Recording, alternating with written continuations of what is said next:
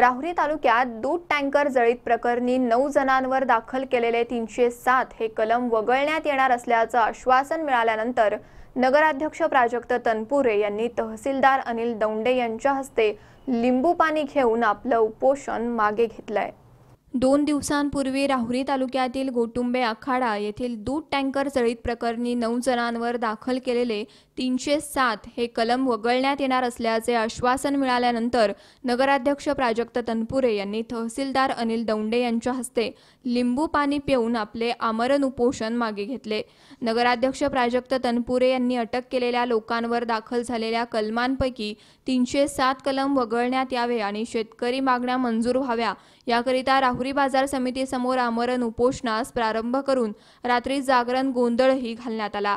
उपोषणाच्या दुसऱ्या दिवशी 307 चे कलम वगळले असून इतर कलमांबाबत कोर्टात जामिनासाठी प्रयत्न करावा असं सांगितलं असता उपोषणस्थळी राहुरीचे तहसीलदार अनिल दौंडे आणि पोलीस निरीक्षक प्रमोद वाघ यांच्या हस्ते लिंबू पाणी घेऊन तनपुरे यांनी उपोषण सोडलंय।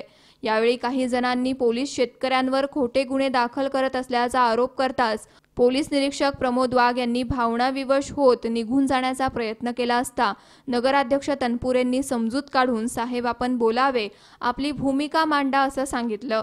पोलीस निरीक्षक वाघ यांनी झालेली घटना ही खरी आहे आणि दाखल केलेले गुन्हेही खरे आहेत, मात्र आमच्यावर होत असलेले आरोप हे खोटे आहेत। परवाच्या घटनेत दुधाच्या टँकरला पोलीस बंदोबस्त होता, माझ्या कर्मचाऱ्यांवर दगडफेक झाली असे असताना माझा कर्मचारी मेला असता तर काय झालं असतं त्याच्या कुटुंबाचं। तुम्हाला तुमच्या भावना कळतात, मात्र आमच्या भावनांचं काय?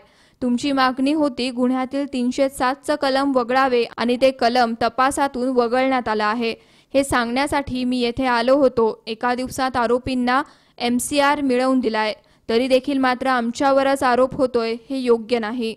3.5 लाख लोकसंख्येच्या तालुक्यात अवघे 40 पोलीस घेऊन मी कायदा सुव्यवस्था अबाधित ठेवत आहे। घटनेच्या दिवशी माझ्या कर्मचारी आणि कुटुंबाचे नुकसान झाले असते तर मी काय मिळवले असते? राहुरी पोलीस हे माझे कुटुंब आहे, आम्हालाही भावना आहेत, मात्र कायद्याने काम करावे लागते हे ध्यानात घ्या। कालची घटना अयोग्य आहे, कायदा हातात घेऊ नका, प्रशासन तुमच्या सोबत राहील, शांततेत आंदोलन पार पडा, प्रशासनाला सहकार्य करा असं पोलीस निरीक्षक प्रमोद वाघ यांनी सांगितलंय। या प्रसंगी बाजार समिती सभापती अरुण तनपुरे, सुरेश वाबळे, सुरेश बाफना, रावसाहेब खेवरे, अनिल कासार, रवी मोरे, सचिन ठुबे, देवेंद्र लांबे, आजी माजी नगरसेवक, सर्वपक्षीय कार्यकर्ते, शेतकरी मोठ्या संख्येने उपस्थित होते। त्याचप्रमाणे आता जे TV9 वर त्यांचे यथार्थ संभाषण झालं असेल, तोच टायमिंग असेल तर त्याच्या बाबतीतही पॉझिटिव्ह विचार 100% करण्यात येईल।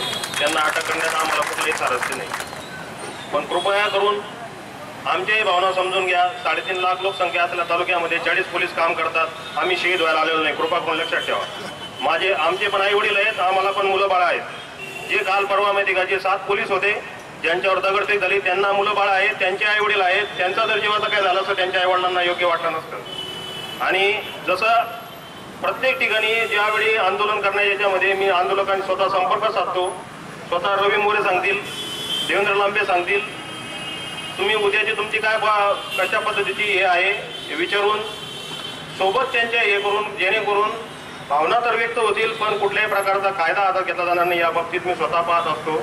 आणि ही घटना जी घडली ती 100% चुकीची घडली, अशी घटना घडू नये यासाठी तुम्ही पण प्रयत्न करा, तुमच्या भावना नक्की शासनापर्यंत पोहोचवा। त्यासाठी आम्ही पण मी किंवा प्रशासन तहसीलदार साहेब आम्ही त्याचे एक मुख्य मार्ग आहोत, आमच्या मार्फतून तुम्ही ते पोहोचू शकता। पण कृपा करून कोणीही कायदा हातात घेऊ नका, कायदा हातात घेतला तर त्याचे परिणाम याप्रमाणेच होतील। मी दिलेल्या शब्दाप्रमाणे तुम्हाला शब्द दिला आहे, उद्या तुम्ही ज्यावेळी बेलसाठी ॲप्लिकेशन टाकणार ते 9 लोकांचे, तेव्हा तुम्हाला कागदावर ते दिसेल की कलम कुठं गायब झालेला आहे। धन्यवाद। मनोज साळवे सह सतीश फुलसौंदर, C24 तास, राहुरी।